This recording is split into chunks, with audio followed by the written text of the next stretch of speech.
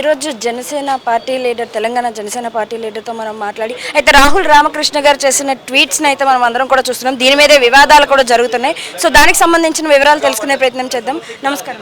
నమస్తే అండి. సార్, రాహుల్ రామకృష్ణ గారి మనం ట్వీట్ అయితే చూసాము. సో పవన్ కళ్యాణ్ గారిని క్వశ్చన్ చేస్తారు. సార్ మేడం, యాక్చువల్లీ ఇప్పుడు ఎట్లా అవుతుందంటే ప్రతి ఎవరైనా ఫేమ్ రావాలంటే జస్ట్ పవన్ కళ్యాణ్ ఒక మాట అనేస్తే ఇప్పుడు దీని కూడా అంత చెప్పాలి. కానీ మీరు అడుగుతున్నారు కాబట్టి గౌరవం ఇచ్చి చెప్తున్నాము.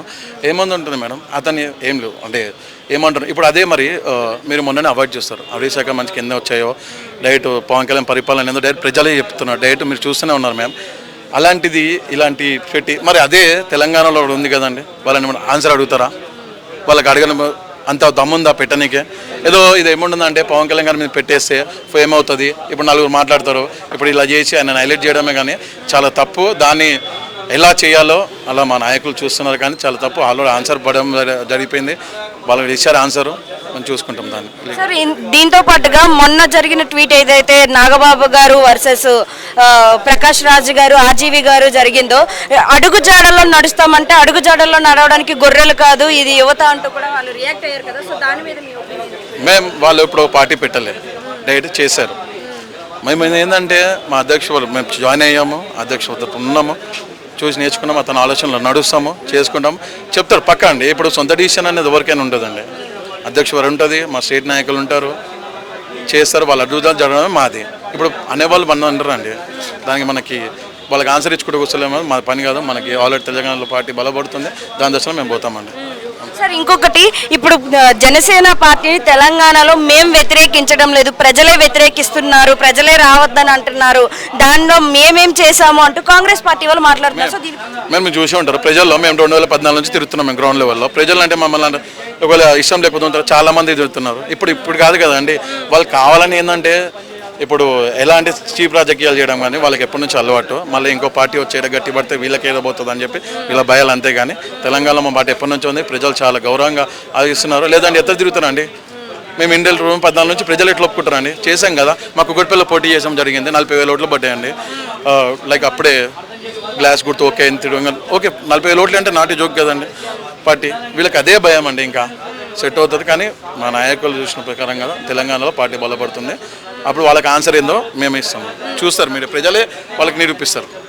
సీఎం రేవంత్ రెడ్డి గారు మొన్న ప్రెస్ మీట్లో కూడా మాట్లాడుతూ తెలంగాణ మీద అంత ప్రేమ అభిమానాలు ఉన్న పవన్ కళ్యాణ్ గారికి ఎందుకని కృష్ణా జలాల విషయంలో కొట్లాడి సభ పెట్టిన విధంగానే ఎందుకని నీళ్ళను కూడా రావట్లేదు, ఇప్పుడున్న ప్రేమ మరి నీళ్ళ జలాల విషయాల్లో ఎందుకని లేదో నన్ను ప్రశ్నిస్తున్నారు. మీరు కేసీఆర్ రేవంత్ రెడ్డి గారు ఆల్రెడీ మాట్లాడారు అంత, దానికి సంబంధించిన కూడా అయిపోయింది. అండ్ ఇంకోటి ఏంటంటే రేవంత్ రెడ్డి ఇదే రేవంత్ రెడ్డి గారికి మా పవన్ కళ్యాణ్ మొన్న వచ్చినప్పుడు మాత్రం 1 CR ఇచ్చారు. అలాంటప్పుడు ఎంత తెలంగాణకి ఏదైనా మినిమం ముందుండి ఇచ్చారు. ఇంకేం నాయకుడైనా ఇచ్చారండి తెలుసు వాళ్ళకు కూడా. బట్ ఆన్సర్ అనేది మా పై వాళ్ళు ఇస్తారు సార్. సో ఇప్పుడు ప్రస్తుతానికి ఎక్కడ చూసినా సరే పవన్ కళ్యాణ్ గారి మీద వివాదం అయితే నడుస్తుంది. అయితే ఆ రోజు సభకి అనుమతి ఇవ్వకపోవడానికి మేమైతే కారణం కాదు అని అంటున్నారు. కానీ పవన్ కళ్యాణ్ గారిని ఆపే ఉద్దేశంతోనే చేశారని అంటున్నారు. సో ఇప్పుడు రాబోయే ఎలక్షన్స్ ఏదైతే నవంబర్లో జరగబోతున్నాయో ఇది ఎటువంటి ప్రభావితం చూపించబోతున్నారు? పక్కా అండి, మీరు చూసే ఉంటారు. ఇప్పుడు మాకు పర్మిషన్ రాకపోవడమన్నా మేము డిబేట్ చేసిన బట్టి ఇంకొక ఎక్కువనే ఉంది అని ఇంకోటి అది కూడా అంటారు. మేము 31st రోజు 30 రోజు మేము పర్మిషన్ అప్లై చేసామండి. అప్పుడే చెప్పొచ్చు కదా జూన్ 2nd రోజు రాదు అని అంటే అప్పుడు చెప్తే మన పలిపాలన ఉంటుంది కదా. అప్పటిదాకా ఆగి సాయంత్రం దాకా ఇవ్వకపోవడం ఏందండి. అండ్ ఇంకోటి అది కూడా పర్మిషన్ వస్తున్నాయండి.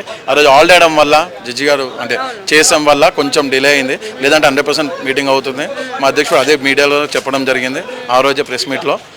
దీని తర్వాత మీటింగ్ పెట్టి మేము తీరుతాం. అప్పుడు మా అధ్యక్షుడు డైరెక్ట్ చెప్తారు. మరో మీటింగ్ ఎప్పుడు జరిగే అవకాశం ఉంటుంది? అది మాట్లాడుతాం, చూస్తున్నాండి సార్. మీటింగ్ మన అధ్యక్షుడు చూడడం కానీ టైం పక్క తెలంగాణలో అయితే మీటింగ్ ఉంటుందండి.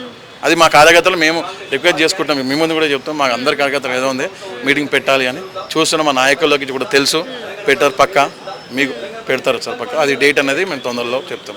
చివరిగా ఒక్క ప్రశ్న, ఇప్పుడు చూస్తున్నాం మనం నీటి కొరత సమస్యలు చూస్తున్నాం. దాంతోపాటు ఇప్పుడు వచ్చే వర్షాకాలంలో రోడ్ల మీద నీరు నిలవబడిపోవడం కానీ డ్రైనేజ్ సిస్టంలో కానీ ఇలాంటి లోటుపాట్లు అయితే ఉన్నాయి. వీటితో పాటు విద్యా సంస్థల్లో కూడా ఇప్పుడు ప్రస్తుతానికి చూస్తున్నాం విద్యార్థులు కూడా ధర్నాలు చేస్తున్నారు. ఓ పక్కన పేపర్ లీకేజీలు కావచ్చు, ఇంకో పక్కన విద్యార్థులకు చెందాల్సినవి కూడా ఆగిపోవడం కావచ్చు.